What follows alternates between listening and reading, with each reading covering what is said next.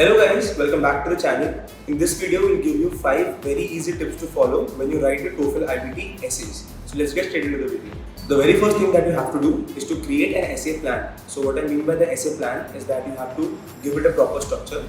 Every essay has a starting, then it has a body, and then it has a conclusion.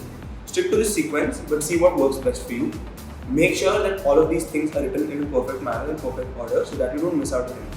The second thing to do is to actually study the exam. So before even studying for the exam, you need to study the exam and you have to know what the examiner actually wants.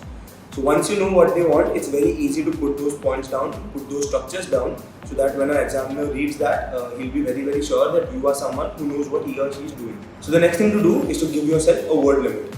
So giving a word limit will ensure that you don't write too much or too less. So typically for an integrated task, the word limit is of 150 words, and for independent tasks, it's around 300.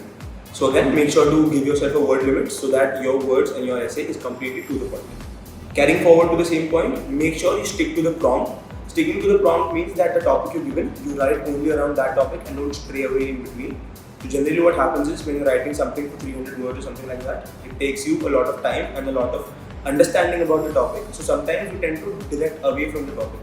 So make sure whenever you write one paragraph, you quickly glance through that and read that, and do this after every paragraph that you write, rather than doing it at the end of the paragraph and then realizing that you've written completely something which is different from the main topic.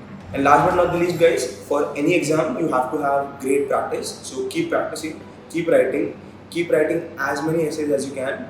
Writing will just refine your essays and give you another great chance of standing apart from other people who are going to apply for the same university. So guys, this was it for the video. These were the 5 points that if you take care of, your essays will be very good, and the people who are actually examining your essay will know that you are a great candidate for the college. So guys, if you're liking the content, make sure to give this video a thumbs up, share this video with someone you think might find it helpful, and also do not forget to subscribe to the channel if you don't want to miss out on any content. If you have any doubts regarding this topic or any other study abroad related topic, you can let us know in the comment section given below. Or you can also schedule a one-on-one call with any of our advisors here at Grad-Dreams. They'll help you out in your study abroad journey. Thank you so much for watching the videos guys. We'll see you in the next one.